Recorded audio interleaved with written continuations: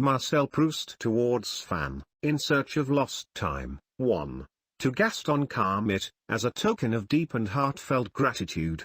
Part 1 COMBRAY. I have long been accustomed to going to bed early. Sometimes, as soon as the candle went out, my eyes closed so quickly that I did not have time to say to myself, I'm falling asleep. And half an hour later I woke up from the thought that it was time to sleep.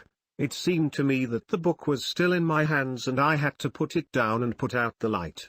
In the dream I continued to think about what I had read, but my thoughts took a rather strange direction. I imagined myself to be what was said in the book, the church, the quartet, the rivalry between Francis I and Charles V. This obsession lasted a few seconds after I woke up. It did not disturb my consciousness. It covered my eyes with scales and prevented them from making sure that the candle was not burning. Then it became vague, like a memory of a former life after metempsychosis. The plot of the book was separated from me. I was free to associate or not associate myself with it.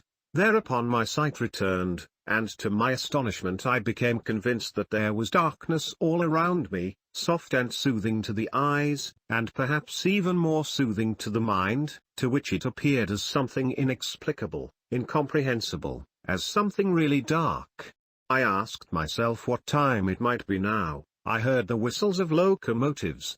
From them it was possible to determine the distance. They evoked in my imagination the expanse of deserted fields, the traveler hurrying to the station and the path imprinted in his memory due to the excitement that he also experiences at the sight of unfamiliar places, and because he is now acting unusually, because he still remembers in the silence of the night the recent conversation, parting under a strange lamp, and comforts himself with the thought of a speedy return.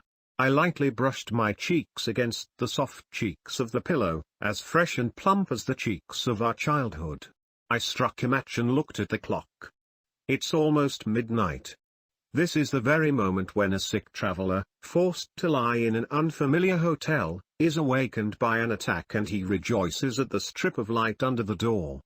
What a joy! It's already morning. Now the servants will rise, he will call, and they will come to his aid. Hope for relief gives him the strength to endure. And then he hears footsteps. Footsteps approach, then recede. And the strip of light under the door disappears. It's midnight, put out the gas.